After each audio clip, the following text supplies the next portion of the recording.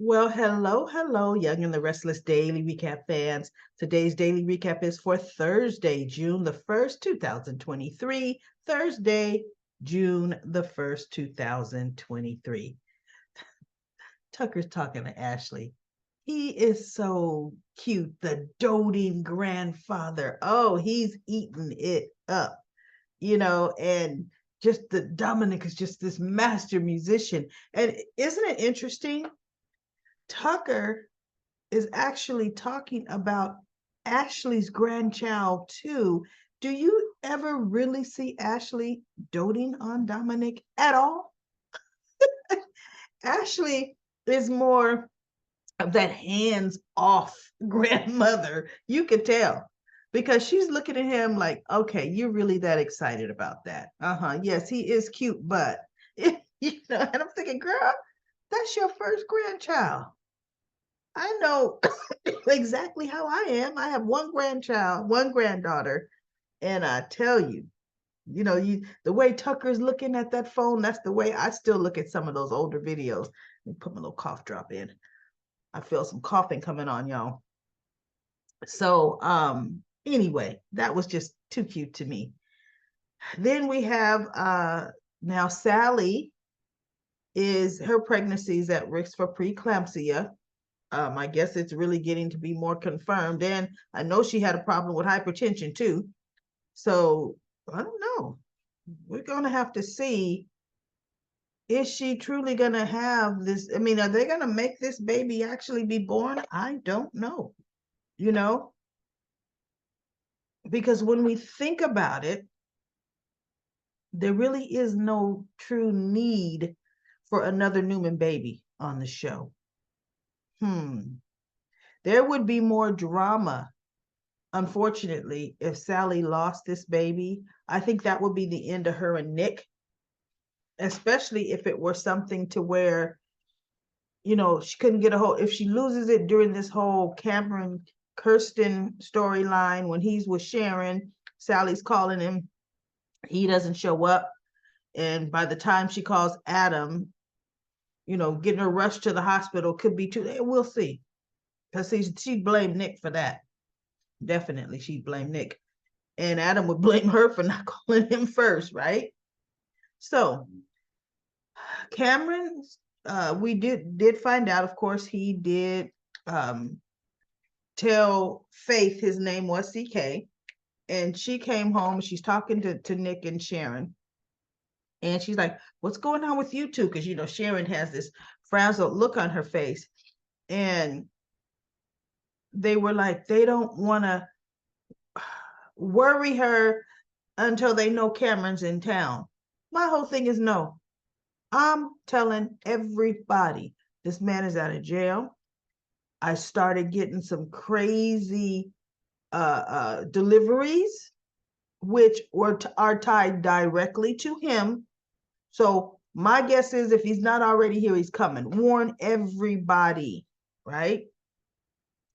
So Faith comes in and they said, well, I forget what they told him. Don't talk to strangers or something. They led into it. And no, she goes, oh no, she's talking. By the way, I ran into somebody that said they were old friends of yours.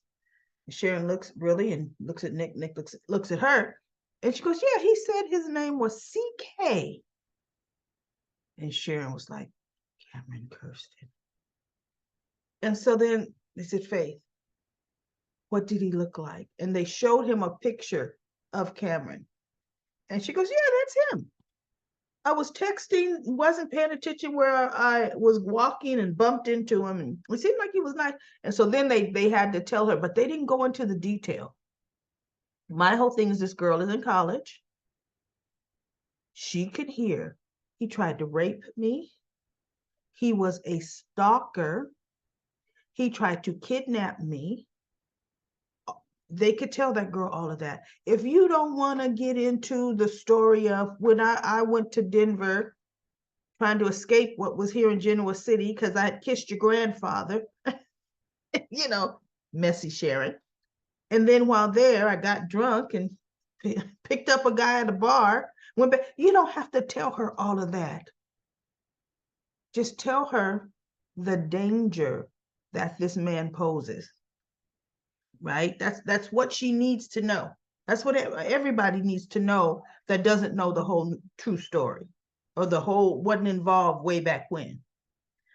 So anyway, they call Chance. Chance comes over, and Faith is saying, yeah, he said his phone died and died and he asked me for directions. So she goes, oh wait. She pulls out her phone. This is where he wanted the directions for. And Sharon said, she goes, some bar. And so Chance says, this bar is on, he made it bigger, the outskirts of town. And Sharon said, Nick says, that's the bar he used to frequent, right? And so Sharon says, you don't think he would be going to that bar right now? She goes, that's too obvious. I think it's a mind game, right? So Chance called, and he had another officer, one of the officers, go by that bar and report back to him. And no, he wasn't there. And the bartender said they hadn't seen him all that day. And so Sharon said, he's messing with us. He's toying with us. And what I didn't understand, everybody, now I do know, in order to get a restraining order, someone had to have threatened you. But to me, if someone that went to jail directly because of me, because of my testimony, who this person did not live in the town I live in, they get out of prison, they start sending me these ominous packages. See, there should be some kind of provision stating that no contact with your previous victim, right? Because she should be able to get a restraining order, I would think, but I'm not a lawyer and I don't know criminal law. But my whole thing is, the first thing I would do is make sure that that I'm protected legally with a restraining order. Okay, so at the end of the day, Cameron shows up. Do I have that picture? Cameron showed up at the end. Maybe I don't have that picture. No, that's Ashley no, I don't have that picture. He shows up at Crimson Lights. Nick is helping Sharon clean up. And he told Sharon, you better lock your door. She goes, you're right. So she goes and locks the front door. As soon as she did that, everybody, I was like, there are two instant entrances in Crimson Light. Why didn't she go lock the main back patio door? So Nick is back in the back getting the salt to refill the salt shakers, or sugar to refill the sugar containers, whichever. I think it was sugar. Sharon's going to go collect them off the patio. Never once thinking, let me lock that, make sure that door is locked. Because guess who comes right on in? She drops the glass sugar container, and he's talking, yeah, Sharon. Oh, and he's just talking about, oh, I thought nothing but of you, and you have just all these years. I can't wait. And oh, he was just, kind of innuendos. And she's like, you need to leave. As he steps closer. See, my whole thing is, oh, no. I'm not going to allow you now to enter my personal space. Now, I can understand she was really kind of like frozen in fear, right? Because that son of a gun even put his hands on her face. I was like, whoa, slapped that hand away, right? And I'm like, no, you wouldn't have an opportunity to get close to me. Because, see, I am scared of you because you're an abuser. You would beat me. So now I'm not letting you get in striking distance of me. I'm not letting you get in grabbing distance of me whatsoever. Period. So Nick finally comes out the back, and oh, he stands in between them. Oh, he is ready. And you know what? That's actually, look, I'm getting ready to do a video for the second episode. So that's the next day. I went a little far with that conversation because Kirsten and Sharon is on the next episode that I'm going to do. So anyway, I'm going to stop that train of thought because I am running into the next day. But now we have Ashley. Ashley is at the restaurant. She sees Diane checking in. Jack isn't with her yet. He must let her out while he's parking the car. And she's like, why, the nerve of her. She's supposed to be on house arrest. She's always pushing the envelope. I am calling the police right now. This will get her back in jail. And Tucker's like, wait. Hold on, Ashley. Hang on. She's like, because bottom line, Diane is normally not that brazen. Okay? Before you go calling the cops, go over there and find out what's going on. She gets up and walks over there and she's telling Diane, what are you doing out of the house and here? Why? And Diane is just loving it. And Jack walks up at this point with the look on his face like, yeah, I'm with the woman I love. And Ashley says, what is going on here? She is supposed to be on house arrest. And so Diane's like, oh, not anymore. That's old news. She goes, what do you mean? Jack goes, she's cleared. No, Diane may have said, I've been cleared of all charges. Ashley said, what? How could you get cleared from murder charges? How could they be dropped? She goes, so Jack goes, well, if the victim is very much alive, that's how. And Ashley says, wait, what? Oh, Phyllis is alive, Diane. Oh, alive. She framed me. She was never dead. And Ashley just looks. And Ashley's like, what? And so Jack started to, I think Jack said, or Diane said something. No, I think Jack, yeah. So, she had the nerve to do blah, blah, blah, what kind of, whatever he's saying. So Ashley looks at Diane and says, well, that's the exact same thing you did. You faked your own death. And then Diane, she doesn't say anything. And Jack goes, she's changed since then. So Ashley looks at her and it's like, whatever. So Jack and Diane are going to go and enjoy.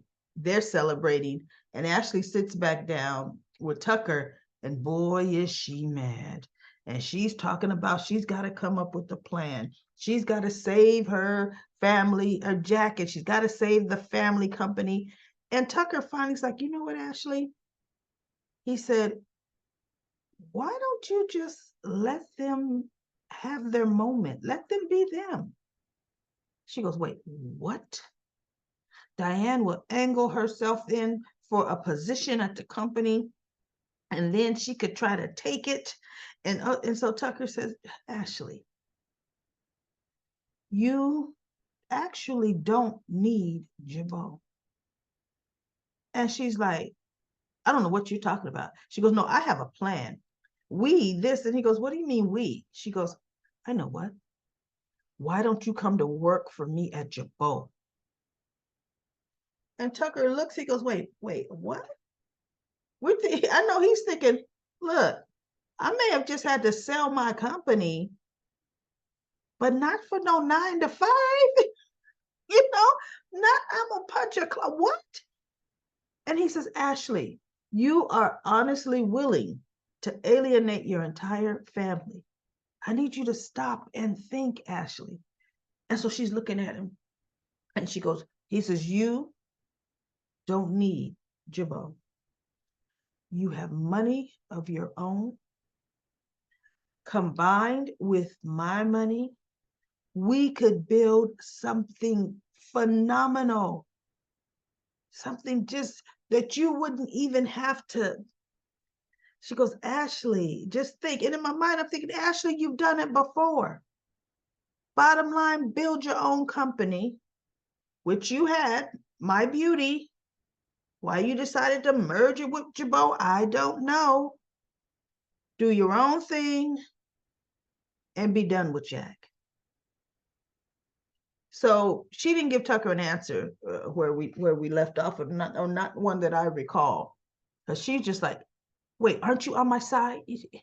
He's like, you got so much potential to just be stuck in this space. That's all I'm saying, you know?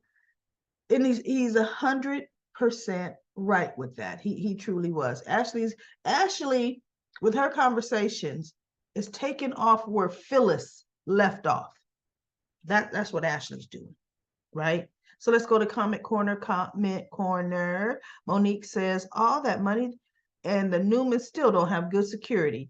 Cameron got on the ranch without being seen is amazing. I know how he got on the ranches. It is amazing.